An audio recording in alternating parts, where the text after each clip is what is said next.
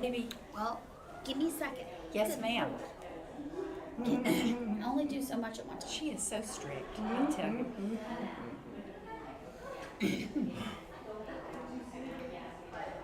Where did Cheyenne go? She's supposed to be in here. And we have a guest today, at the end of our lesson.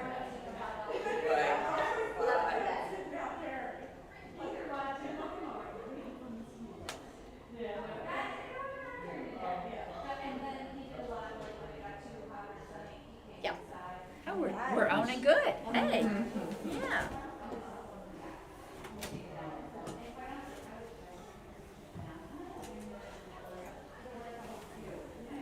Well, she's left. Fred's not in here yet. I'm not here where Cheyenne is. It's just us. I saw that. It's just us. And I will tell you later, I don't know if he'll come in now, but a little bit later, toward the end of the lesson, Pastor Ed is going to be in here. And he's going to speak on something specific to what we're studying. So Cool. he'll be cool. It'll be very short. Because I told him to be short. So he will not be teaching a lesson. He'll be talking about how we do a particular process in church.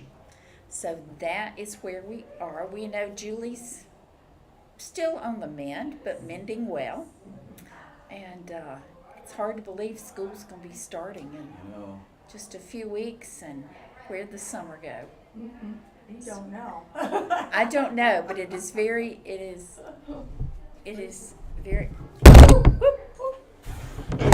very sad. Let me set this up.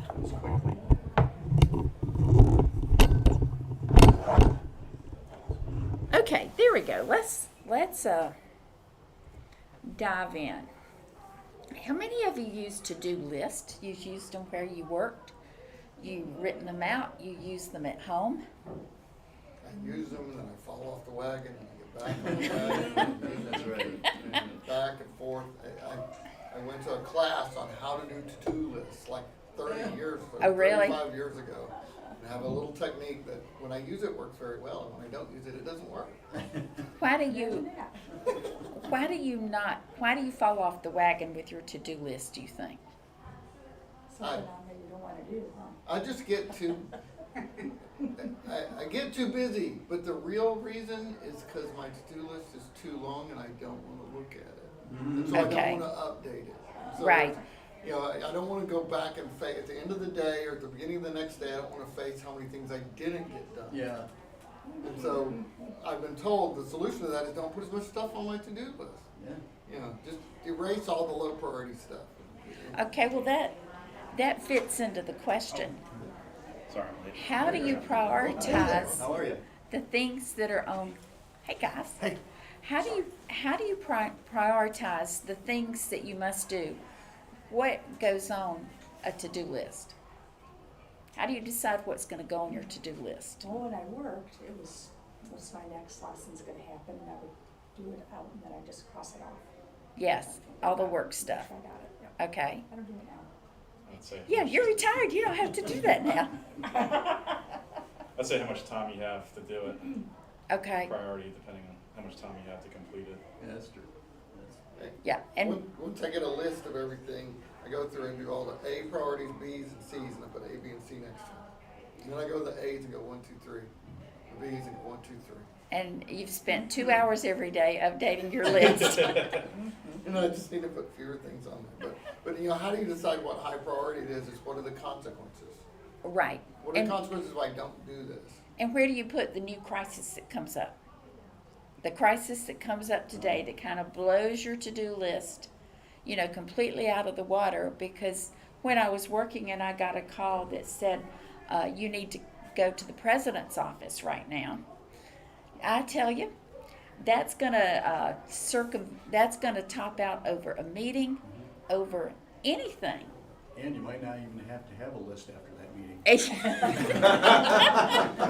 Oh, I tell you, one of the stories, the president would have a Good efficiency.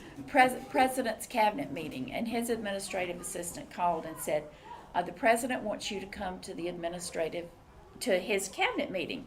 And this was like can you come in 5 minutes? And I thought, I said, what's it gonna, you always ask, what's it gonna be about? She said, well, I'm not sure, but he said to call you and tell you to come over. So of course, okay, so I went over, and you're at the door, and you see it was like 5 VPs, and some of them I knew really well. So I thought, well, it can't be too bad. And the president, and he said, come in, I want you to talk about what happened during registration. And I thought, we got them all registered. I don't know what you're talking about. And I said, could you be a little more specific? And he said, I'm aware that you went back from doing online registration with students this particular time to doing in-person registration. And I said, we did. He said, can you explain to us why you did that? I said, sure. The server died, and the online registration system wasn't working, and I felt it was critical to provide students those services right then, because they would lose their minds if we didn't. And he said, well, who did you ask about doing this? And I said, no one. I said it needed to be done. That was under my purview. I wasn't snarky. I was just saying, no one. He said, well, we want to commend you. Oh, Good. good. For That's a good word. for being proactive and serving students, and making registration a smoothless thing. He said, but of course, I know you'll be going back. We're going to buy you a new server, which is lovely. And then he said, you do know what a server is? I thought, no, I'm not an idiot. So yes, I said I do know what a server is. But what was fascinating was the students wanted to keep us doing it in person. They liked, because they were about my 7 staff and me, we'd call them in by appointment time and sit down and, why are you taking this lit class? Oh, it's going to fulfill an English writing requirement. No, it's not. It's a lit class. So they love that little hand holding. But my life, when that server blew up, everything stopped. We even have at our house, like on Saturday morning or Friday night, I will ask Fred, or he will ask me, what's on the agenda for today? Because on Saturday, we have some things we want to get done. Some things we have to get done, and we just operate with agendas and lists. And I know we drive good friends of ours crazy because we do that. But life is better at the Bolt household. So now we're going to be in 2 Kings, chapter 12. There's going to be this king that's coming up that he was King Joash. But now I want to give you some background. There's a whole lot of crazy names in here, but I want to kind of set the stage. So you're going to have to bear with me on these names, okay? So Jehu, king of Israel, remember, northern kingdom, killed Ahaziah, the king of Judah, the southern kingdom. So king of the northern killed the king of the southern kingdom. Okay, now this is where it gets a little. Athaliah, don't ever name a kid Athaliah, she did a bad thing. Ahaziah's mom assumed control of Judah. Son is dead, mom's going to take over and he was a grown man. So, but he got murdered, therefore, and that's a little bit unusual in the Old Testament thing for a woman to step in and say, this is what's going to happen. Now, Ahaziah had a son by the name of Joash. Okay? Jehoiada, the priest, I told you these names, protected Joash, Ahaziah's son. Joash was 7 at the time, and Athaliah wanted to kill all the royal line. I mean, she kind of liked being queen, I guess, so she was going to wipe them all out. Including her grandson. Including her grandson. What a wonderful woman. What a wonderful woman. She would not have taken them to where y'all took your grandkids. And she certainly would not have flown them to Savannah. She might have tossed them out of the plane, but she wouldn't have flown them. So the Jehoiada, the priest, arranged with some of the other priests to protect this little boy. Okay? So finally the priest, Jehoiada, arranged with others to crown Joash king. And, let's close that loop, he had Joash's grandma, Athaliah, put to death. Okay. So we've got it here. Two middle-aged kids, one kills the other. The mother of the dead one comes in and wants to take control. She wants to wipe out the entire line. Joash is 7 years old. The priests protect him. And then Jehoiada, that high priest who protected Joash and led in that plot, or the good plot, or the good plan, worked to bring spiritual reform to Judah. And scripture, and if the whole story is in 11:17 through 12:3, and it says Joash served the Lord well. So now remember, in the northern kingdom, there was not a single good. When we looked, a month, 6 weeks ago, we had all the list of the northern kings and the southern kingdom kings. There was not a good one at all on that qualified on the northern kingdom list. But there was some in Judah that qualified. And Judah managed to retain an independent country for about 200 years after the northern kingdom was conquered by Assyria or Babylon. I can't remember which particular time. But they paid a price for being disobedient.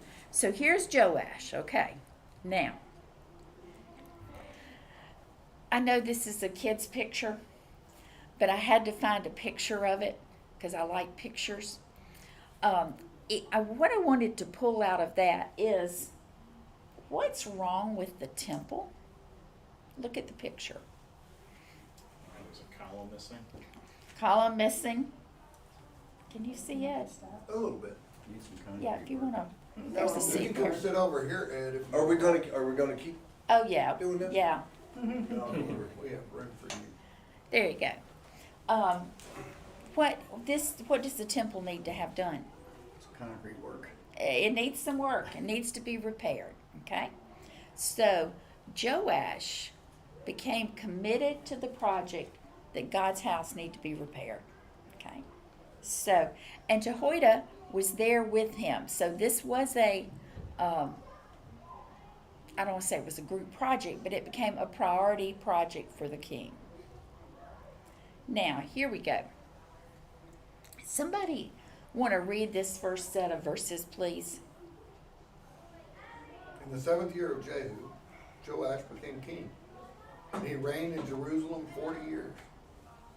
His mother's name was Zebiah. She was from Beersheba. Joash did what was right in the eyes of the Lord all the years Jehoiada the priest instructed him.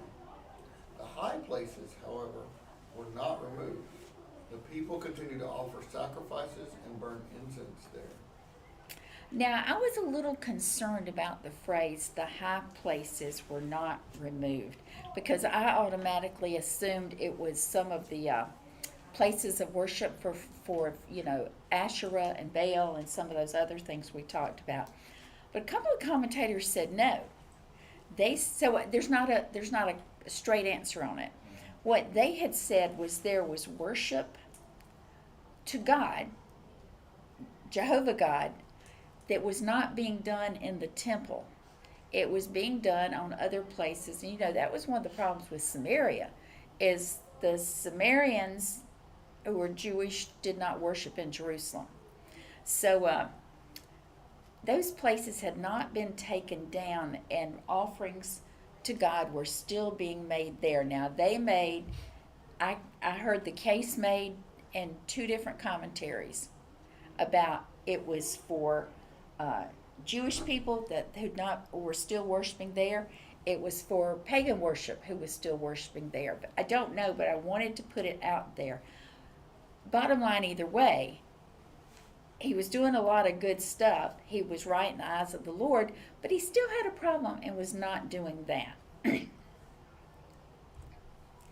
Okay, now, this is what he was supposed to do. This was the plan, okay? Somebody want to read the plan? Joash said to the priests, collect all the money that is brought as sacred offerings to the temple of the Lord, the money collected in the census, the money received from personal vows, and the money brought voluntarily to the temple. Let every priest receive the money from one of the treasurers, then use it to repair whatever damage is found in the temple. Okay, so he was putting the project underneath we would call it underneath the supervision of the pastors now, or the preachers. Of course, there it's under the supervision of the priest. So now, not everybody is equally good at a particular project. We know that. And also, how long did the priest serve in the temple? Do you know? Looks A like- year? I mean, there were priests for life, but they like took turns on who was in the temple, but I don't remember how long. There was rotating basis. And remember Elizabeth and Zachariah, when he had that encounter with the angel and laughed, when the angel said, you're going to go bear your wife Elizabeth's going to bear a child, that was during one of the priest rotations. So to give these people some credit, there was the tribe of Levi served the temple on an ongoing basis, but the other tribes had rotating people in there. So what's their task? Repair the temple. Where's the money going to come from? The offerings that are already made to Yeah. God, or the gods. The money's what came in the offering envelopes, for want of a better word. This money's, you're going to use this. So you got some funds to do it with, and this is your task. Now Joash is now 30, okay? But by the 23rd year of King Joash, remember he was 7 when he started, the priests still had not repaired the temple. Therefore King Joash summoned Jehoiada, the priest, and the other priests, and asked them, why aren't you repairing the damage done to the temple? I think that's a good question. It's like, And it's like a they lifetime answered. later. And I they like- answered, we're keeping the money. A lifetime later, now I'm not sure where within that 23 years that became a priority, but evidently it became a priority early enough that it caught the king's attention, which probably when the king went to worship in the temple, he would see that missing column or whatever it was. And I thought, boy, shouldn't you be scared that the king is going and going to see you made no progress? But evidently it wasn't motivating quite enough fear, or maybe their list was different. Did they see their list? The joke is there's actually something called building pastors. You ever heard that? Okay. A building pastor is a pastor who seems to have a gift for administration and overseeing building projects. And often a building pastor may not be as strong a speaker or something like that, but he has a gift to make that happen. And it is interesting to watch church. Ed's smiling.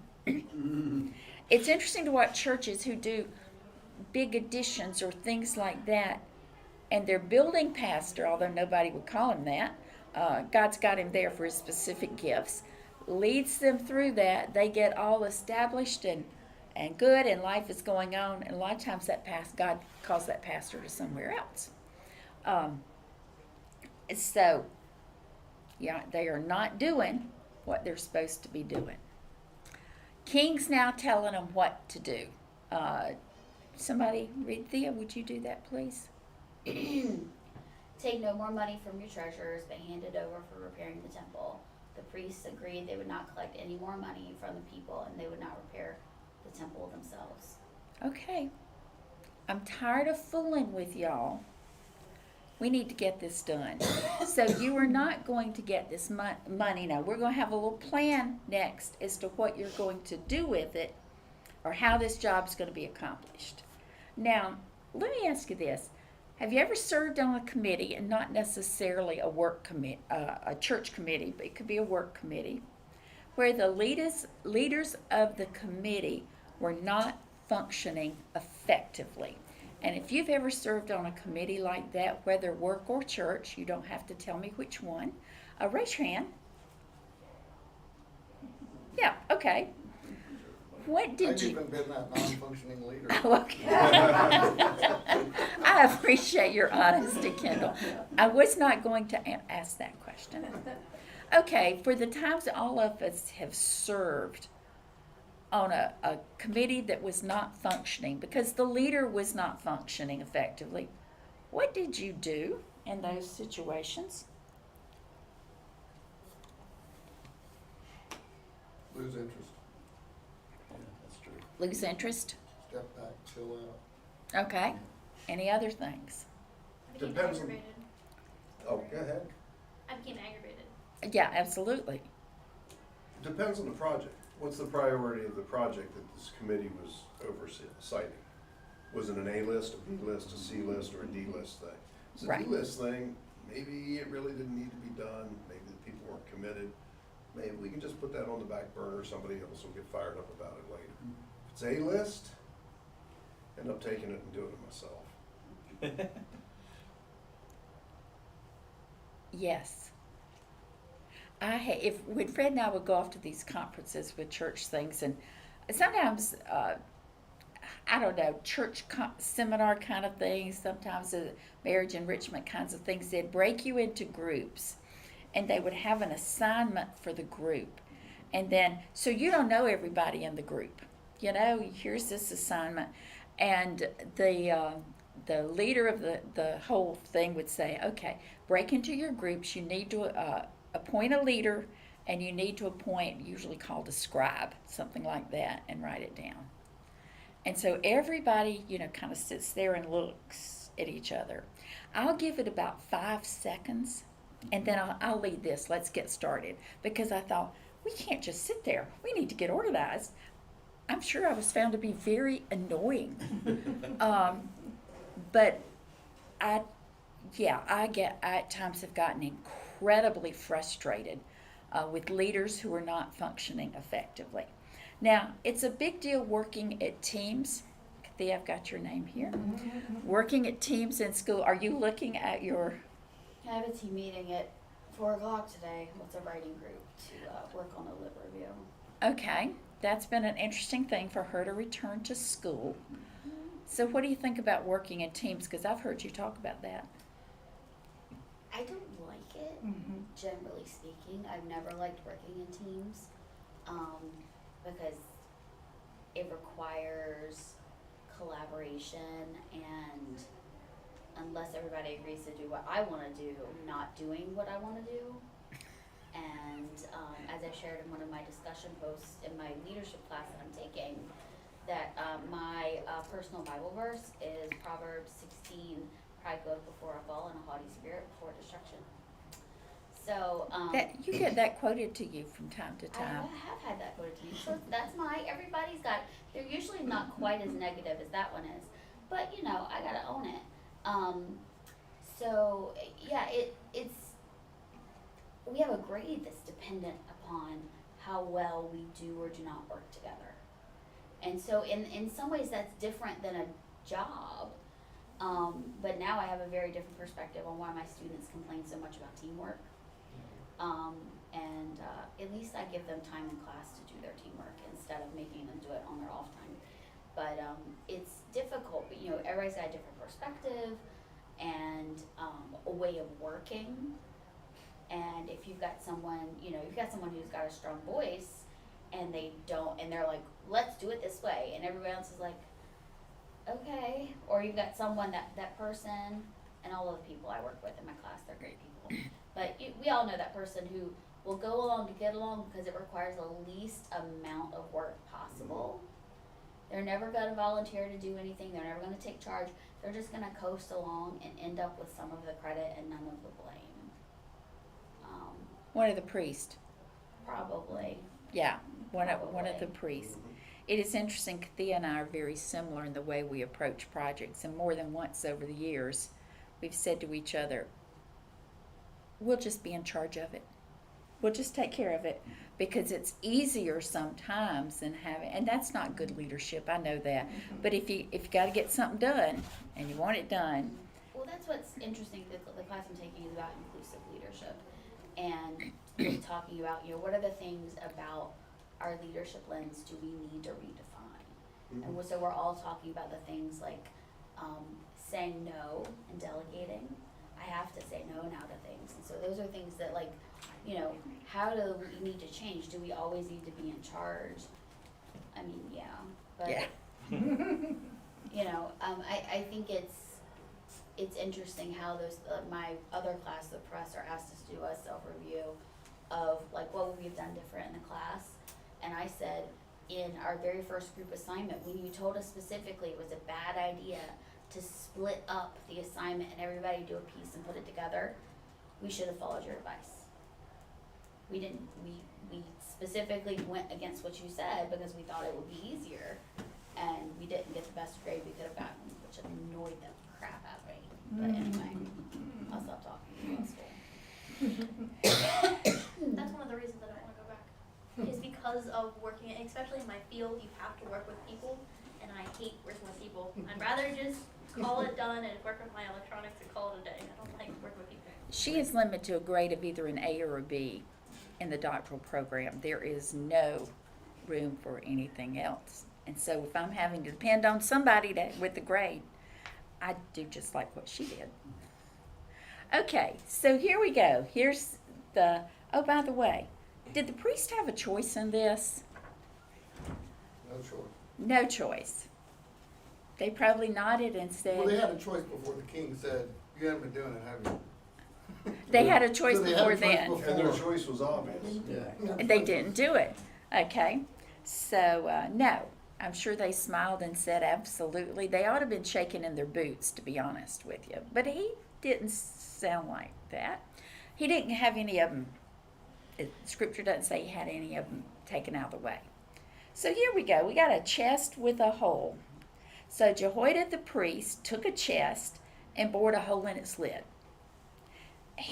So my cute little picture doesn't have a hole. It's got a thing for an offering envelope. He placed it beside the altar on the right side as one enters the temple of the Lord. The priest who guarded the entrance put into the chest all the money that was brought to the temple of the Lord. So there's honesty there. Whenever they saw that there was a large amount of money in the chest, the royal secretary, think administrator, okay, and the high priest came, counted the money that had been brought into the temple of the Lord, and put it into bags. It's sort of like when I was on the teller committee after the Sunday service. And it's going to speak a little bit to that, how we handle our money. But they had a plan, okay? Why do you think he put the chest beside the altar of the Lord? I guess so people know what it's for, but also to, the Lord's watching if you try to take the money from it. Yeah, I think it gave it its place of importance. And it also said this is a righteous thing we're doing. Be careful with how you handle this. So when they got too much money in the chest, isn't that a great picture? They counted it out, they put it on a bank bag, and took it to the bank. It's going to be funny how closely our practice mirrors this. Okay. So now, the supervisors now, not the priest. When the amount had been determined, they gave the money to the men appointed to supervise the work on the temple. With it, they paid those who worked on the temple of the Lord. You've got carpenters and builders, masons and stone cutters. They purchased timbers when they were building, by the way, side note, from Lebanon. Darn, I told you the answer.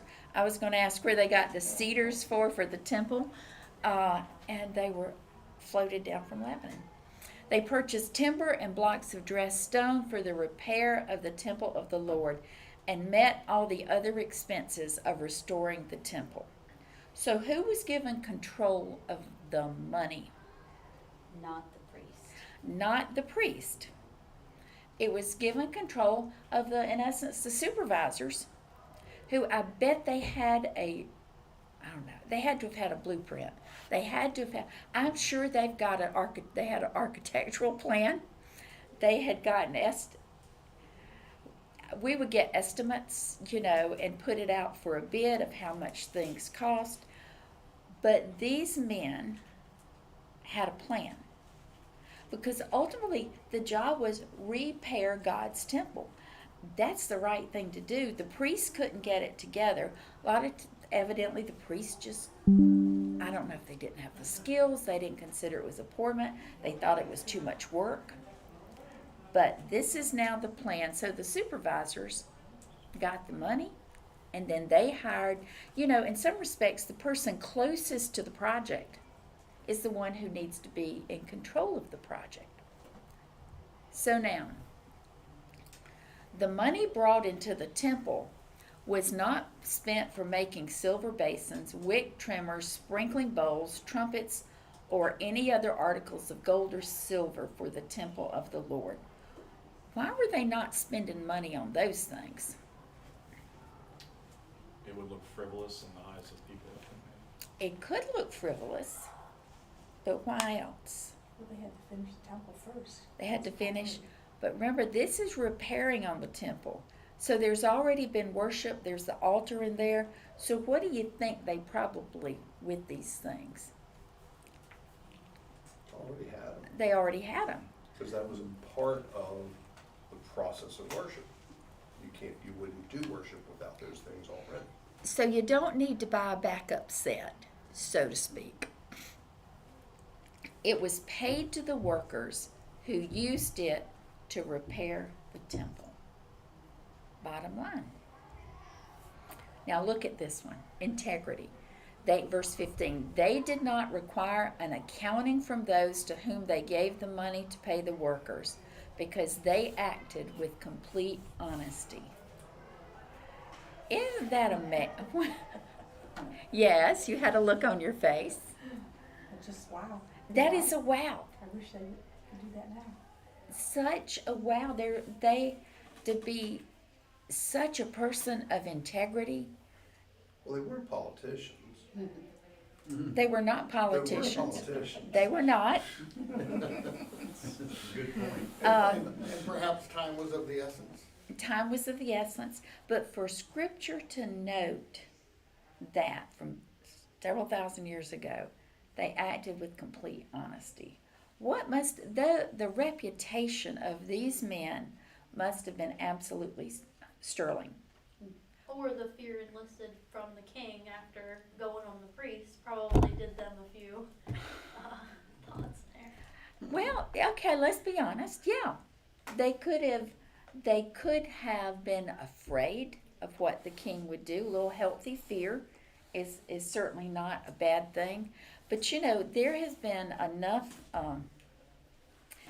cases in churches even today where there has been funds embezzled, money stolen within the church. So if somebody wants to steal something, they're going to try to find a way. But I hope that it was because of the commitment of those men to rebuilding the temple. I worked for a company once that dealt this way because the thing they were trying to do was very, very time critical, and the timing was the most important thing. And not everybody was honest, so there were some people who just stole stuff. But on whole, they did, and we would have a lot of tools, and the tools might disappear, and we go, what do we do? Let's investigate who took them. Like, nope, buy more and keep running. Because we don't have time to figure out who stole the tools. Yeah. So what I decided to do, and I asked Pastor Ed, so how do we handle money at Lakeshore? How do bills get paid? How is there accounting? How can we be sure that we are handling the money that comes in with integrity, so that 200 years from now, somebody could look back and say, if they looked in all the books and the accounts and all that, boy, they were completely transparent in what they do. So Ed, I'm gonna ask you to come up here and have a You seat. want me to sit up there? Yes, because to be live streamed, you have to sit where I'm sitting. Oh, okay. So you're gonna be live streamed. So are we looking through the, What you Through see the eye there right is here? what people are going to Hello? see. So if you will sit right here, watch the cord.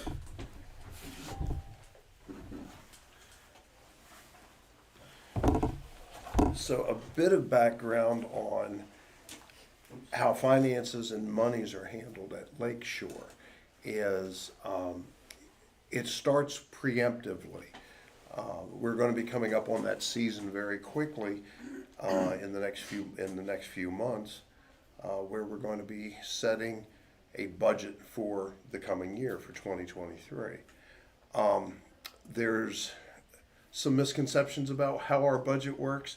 There are some proper understandings of how our budget works, but our budget literally operates as a spending plan because we have no idea in 2022 exactly what our giving will be in 2023 and what monies are going to be available. But we have guesstimates.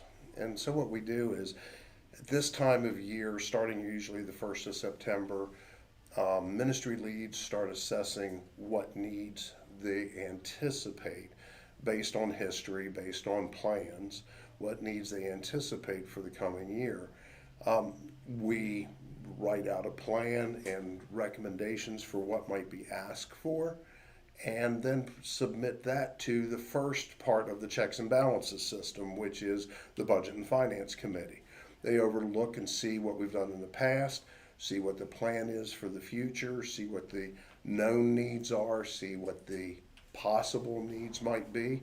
And then it comes to the church as a whole during a meeting later in the year, comes to the church as a whole to be presented, examined, and then voted on. And what it is it's not a budget. We can't tax anybody, so it's not like the federal government's budget where we anticipate this amount of taxes this coming year because we can set the taxes, but we anticipate how much giving there might be. So it goes through that process, and we come up with what we call a budget, which is more a proposed spending plan.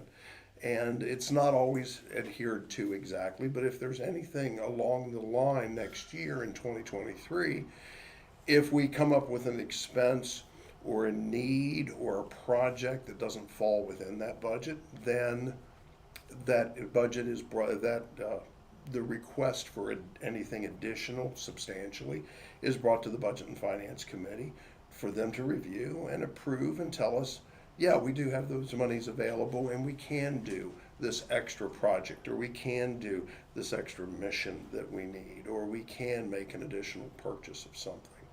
But what happens is the money that you give during the year is collected each week, either online, which is incredibly secure because there's a firm, hard tracking of that, or if you drop an envelope into the offering boxes at the back. We have 2 people every Sunday.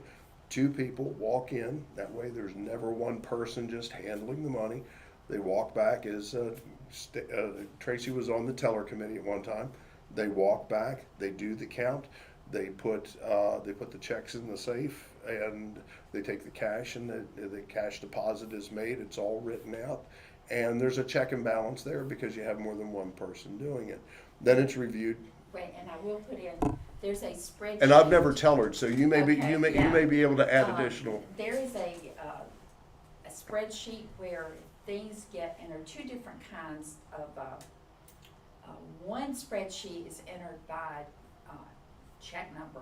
So every single check that comes in has to be the check number and then the amount. Okay, then on another page of the spreadsheet, it's all listed again a little bit differently. And so the checks on each 2 have to balance.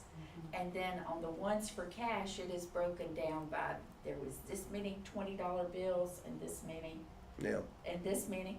And on another place, that is recounted again. And usually, like if Kendall and I would have been on the teller committee, I would count it one time, and then you would count it again, and then all of those sheets in at the end, that's why you never cooked something that you had to get right out of the oven on Sunday, because you couldn't leave until it was all done. And then on Monday, the church secretary, Brenda, Checks it again. would come in. The money's taken directly to the bank after the service and put in in a box, just like that. Yeah, drop night box. deposit. The night deposit with the, and we had to fill out the deposit, form, yeah, the deposit slip. And then that all goes off. Then Brenda, church administrative financial money, on Monday morning, she sits down and combs through. We make copies of the checks. I mean, she combs through all of Yeah. it. So that's the teller process Yeah. now. So there's not only the tellers checking against themselves, but then after it's all compiled, and it's compiled in a very detailed manner, then the work of the tellers is overseen again on Monday morning, usually Monday morning first thing, where Brenda goes over and makes sure that, you know, not only did it balance out, but it balanced out in the way that was proper, and then she compares it to the bank deposit, and said, oh, did the bank deposit here match up to what the tellers all wrote up? And so it works it's a very secure system in that regard. And then, of course, the online giving that's done, you know, for people giving online, that's very secure because that goes through its own set of checks and balances, and then is checked against the bank, and everything has to balance out. Once the money's there, then we use the budget, which is, I'll again refer to it as the spending plan for the year, and it's divvied out with that. We're a very healthy church. We've really been very well blessed in that regard. In the fact that not only do we have the resources we need through the year, and we have it, money comes in and money is spent on different levels, and it has some almost looks like biorhythms as you look at the chart, because sometimes in the summertime we're spending a lot of money. We send kids off to camp. We have a lot of expenses along those lines. The buses that go to South Carolina and the monies that are there. Now, a lot of that's recouped toward the end, but at the time we were spending it, it makes it look like, oh, we're spending an incredible amount of money and we're only bringing in this much. And of course, summer times when people go on vacation and giving's down a little bit. But by the fall, and looking historically, the church has met its budget or come within a couple dollars of meeting its budget every year since I've been here. And we even have monies in reserve in case we would ever have any type of catastrophes come up. So, but the fact that the money's secure, very seldom do I ever touch any monies at all. Everything that I purchase, if it can be purchased with a credit card, and pretty much everything that I purchased is purchased with a credit card. There are times when I can't purchase something with a credit card, in which case I'll go out, or Doug or Margot or whatever's needed. We'll go out, we'll write a check for ourselves and bring it back and then get reimbursed for it. But there's very few things you can't buy with a credit card anymore. But there are occasional things that come up. But basically the money doesn't go through my hands, and that's a comforting thing, because then I don't have anybody that has to question what did I do with that money. But there's checks and balances all the way across the board. Is the church able to put its cash reserve in like index funds and stuff like that, or is it even allowed to do it because it's a nonprofit? No, we actually do. We have interest earning accounts to where if we have in the past we've even put money into CDs and so forth, because the CDs back then actually paid some interest where it was, and we knew we didn't need to touch that amount of money unless we had a catastrophe of some sort, like a building fire or something like that, and we would put money into CDs, let it sit for 5 years. But this church doesn't invest in the stock market. We have in the past, to be honest with you, I'd have to look and see. We have had in the past some stock market investments, but I would have to talk to the Budget and Finance Committee. It's not the thing I oversee, but I know in the past that we have done some, but not much. And I don't think that's a priority, at this After point. last month. Well, yeah, we certainly don't. It's not someplace we want to be at this time. No, we've always looked at, it's always looked toward more secure investments, things that are more guaranteed, or at least will float with the economy and the interest rates and so forth as it is right now, to where we don't end up in negatives. Now that's just my retirement plan. It's along with everyone else's, so I'm not worried That about it. might be something with, the Fed has significantly raised interest rates. Mhm. Often that translates into increased interest on CDs and things Yeah, like that. yeah. Budget and finance might wanna look at that Yeah. and see what, Well, that could be mentioned, and it certainly will, as to, where our investments are and how they go. And that would be worked out between them and Brenda, actually making the decisions on that as to, as to how and where Right. to place things. And to be honest with you, I'm kind of ignorant on that because that's not where my fingers belong. So kind of stay out of that. But anybody have any other questions, or is there anything I didn't cover? But No, I think it's a pretty good system to keep. yeah, You hear about a lot of churches that the money goes through the pastor or the family of the pastor, something like that. There's some real, Pickpocketed. there are disaster stories about that. One of them is in just outside of my hometown, up in the mountains, up above Cumberland. There, if anybody has ever driven Interstate 68 past Cumberland up through Frostburg, you see a steel structure sitting off to the side that was to be a church. It was going to be called the Ark. And they were recreating in a very small scale, supposedly the bow of the Ark, and that was going to be their church. It would have been a very modern type of church.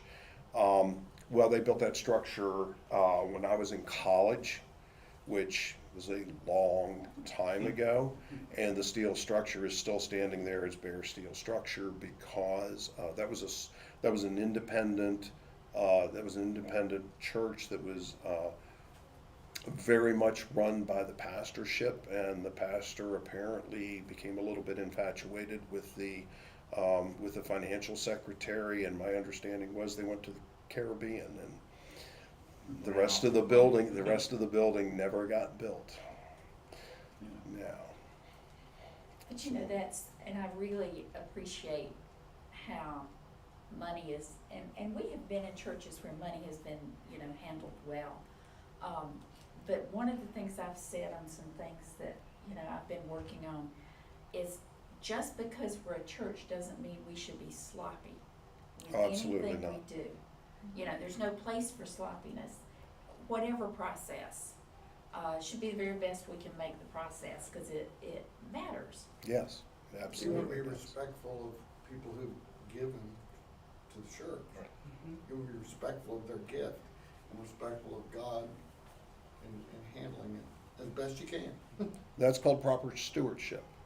And I do believe that with the people that I have served with here at this church since I have been here, and I've been here long enough now, about 17 years, that the people at this church actually do have a respect for the gifts that are given and do the best they can with them. I mean, there are some times where I cringe because I have to spend the amount of money that we do spend on a project, because some of these things, especially the physical building itself, the grounds themselves, sometimes it takes some money outside of what I would really want to spend, but to do it properly, to keep it right, and to maintain the campus that we have, sometimes it takes that.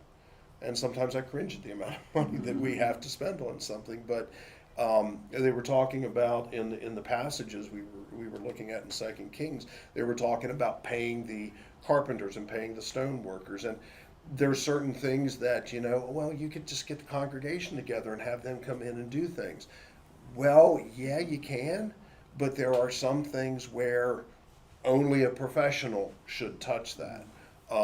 That stone work where the pillar is and the broken steps. When you start pulling out stone steps and replacing them, you better have a trained mason, a stone mason on that project, not the guy who had 2 hours this coming Saturday to come in and, yeah, I'll chip away at that stone for a little while, and then someone else will come in behind me and chip away later this week for an hour or two. You want a professional stonemason doing that work. When you leave the class, if you look out there in the lobby area, you will see areas, 2 different colors of tile. Of the grout.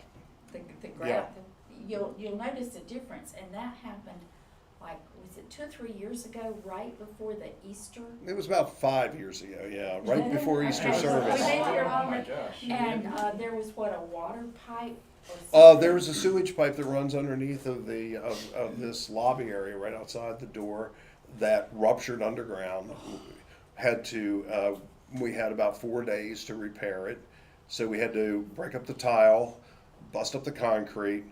I didn't do this. We had a professional come in and we relayed sewer pipe under the 8 inches of concrete, or the 4 inches of concrete out here, that's the slab that we walk on, and then cover it back up and concrete it back in, and then, Finished on Saturday night, and I finished the tile work. okay. And I picked the wrong color grout.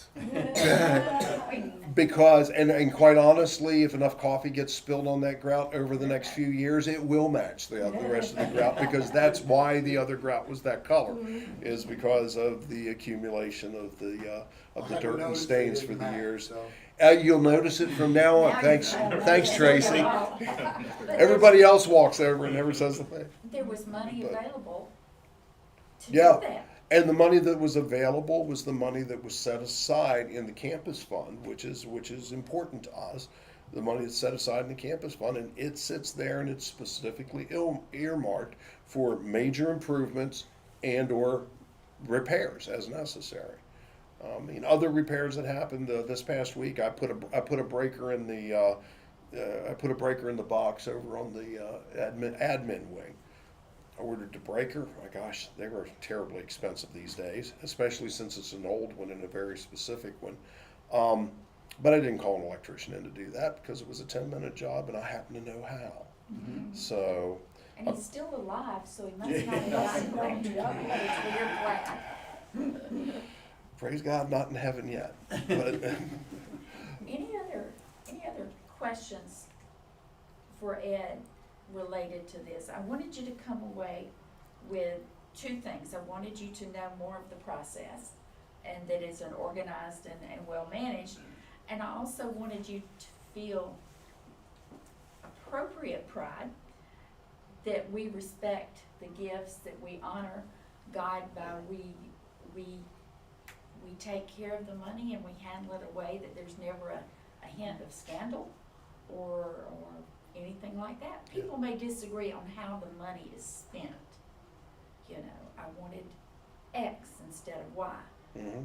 But no one can ever say there was bad practices or bad anything of how Lakeshore takes care of God's resources. Yeah, I'm not always happy with them myself. If you walk in from the driveway side, the circle driveway side, you'll walk over some brand new concrete.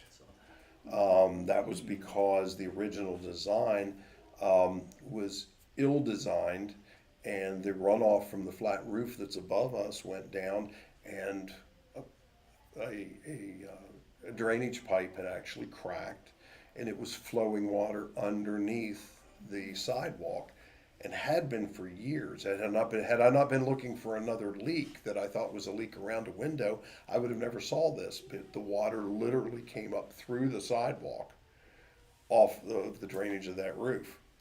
Well, it was washed out underneath about this much, underneath the sidewalk. We were walking on basically a concrete bridge for a while, not knowing it. And eventually that would have collapsed. So now we fixed that.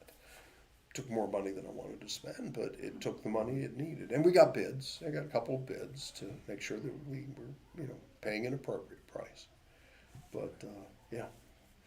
I like to It's say, interesting. since I started coming here, probably 6 or 7 years ago, I've seen the building from when it started and all the improvements that's made over the past few years. It's really a lot. A lot's been done to make the building better and everything around the campus, especially getting against flooding and stuff like that. Yeah. Or I'm looking at the picture. I remember the grounds where there used to be flood all the the time, pool up. All over where the kids tend to play during VBS, the outside. The church and the backyard area used Yeah. to like flood really bad, and now it's mitigated, I guess. Yeah, we will. I mean, it's not as bad as it was. It is a little bit of a low spot. It'll never be as dry as we'd like it to be, but at least it's not a swimming pool for 4 days afterward. Because it used to be about 5 inches deep in water when we had really hard rains. And you know, people church shop. People with kids, especially church shop. You know, whether that's right or that's wrong, but I wanna see, are the bathrooms clean where I'm taking my children? Is there good cleanliness, you know, are the rooms attractive? I mean, that's just the way it is. Yeah. Well, a few years ago, we took some monies and we actually raised most of the money as a special offering type of thing, and we put the playground in out back for the children. We were here for 50 years and never had a children's playground. And it took a little money. My gosh, everything has to be custom approved, and it's amazing how safe playground equipment is compared to when I was a kid. Maybe safer, less fun. Well, a lot less fun. I mean, there was nothing like a pair of shorts going down that aluminum, slide. that steel metal slide. Metal slide. That was hot enough was that it like, would yeah. blister your hand if you laid against it, but if you slid down it real We quick. still did it. Bill's character. And we still did it. Yeah.